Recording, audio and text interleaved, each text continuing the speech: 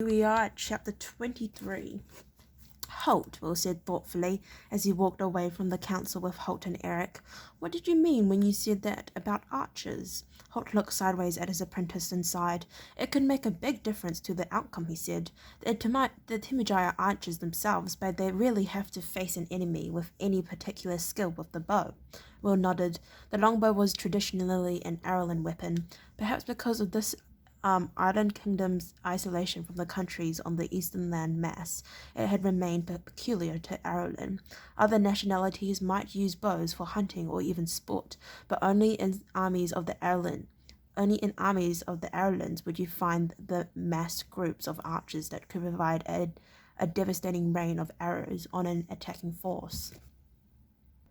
They understand the value of a bow as a strategic weapon, he said, but they've never had to cope with facing it themselves. I got some inkling of that when Eric and I were running from them near the border.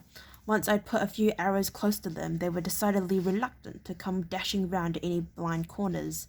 The Jarl laughed quietly at the memory. That's true enough, he agreed. Once you'd emptied a few saddles, they slowed down remarkably.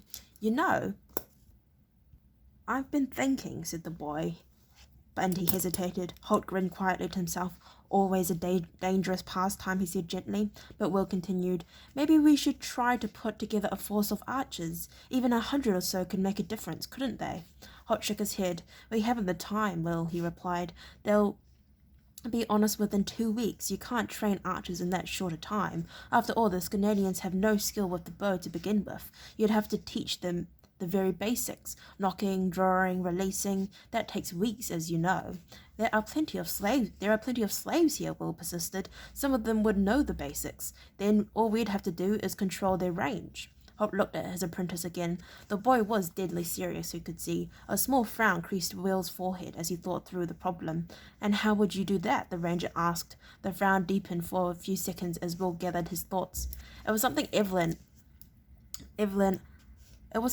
asked me that suggested it, he said. She was watching me shoot, and she was asking how I knew how much elevation to give a particular shot, and I told her it was just experience. Then I thought maybe I could show her, and I was thinking if you created, say, 4 basic positions. He stopped walking and raised his left arm as if he were holding a bow, then moved it through 4 positions, beginning horizontally and ultimately raising it to a maximum 45-degree angle. 1, 2, 3, 4, like that, he continued. You could drill a group of archers to assume those positions while someone else judged the range and told them which one to go to. They wouldn't need to be very good shots as long as the person controlling them could judge range, he finished. And deflection, Holt said thoughtfully. If you knew that at the second position your shafts would travel, say 200 meters, you could time your release so that the approaching enemy would reach the spot just as the arrow storm did. Well, yes, Will admitted. I hadn't taken it that far. I was just thinking of setting the range and having everyone release at the same time. They needn't aim for individual targets. They could just fire away into the mass. You need to anticipate, Holt said. Yes, but essentially it would be the same as if I were firing 1 arrow myself. It's just that as I released, I could call 100 others to do the same. Holt rubbed his beard. He glanced at the Scandinavian. What do you think, Eric? The Jarl merely shrugged his massive shoulders. I haven't understood a word you've been saying, he admitted cheerfully. Range, diffraction, Will corrected him, and he shrugged. Whatever, it's all a puzzle to me. But if the boy thinks it might be possible, well, I tend to think that he might be right. Will grinned at the big war leader. Eric liked to keep things simple. If he didn't understand a subject, he didn't waste energy wondering about it. I tend to think the same way, Holt said quietly, and Will looked at him in some surprise. He'd been waiting for his mentor to point out a fundamental flaw in his logic. Now he saw that Holt was considering his proposal seriously. Then he noticed the look of exasperation that grew on Holt's face as he found the flaw. Bows, the ranger said, disappointment in his voice. Where will we find 100 bows in time to let people train with them? There probably aren't 20 in all of Scandinavia. Will's heart sank as he heard the words. Of course, that was the problem. It took weeks to shape and craft a single longbow, trimming the bow staff just so, providing just the right amount of guaranteed flex along both arms. It was a craftsman's job, and there was no way they would have time to make the 100 bows they would need.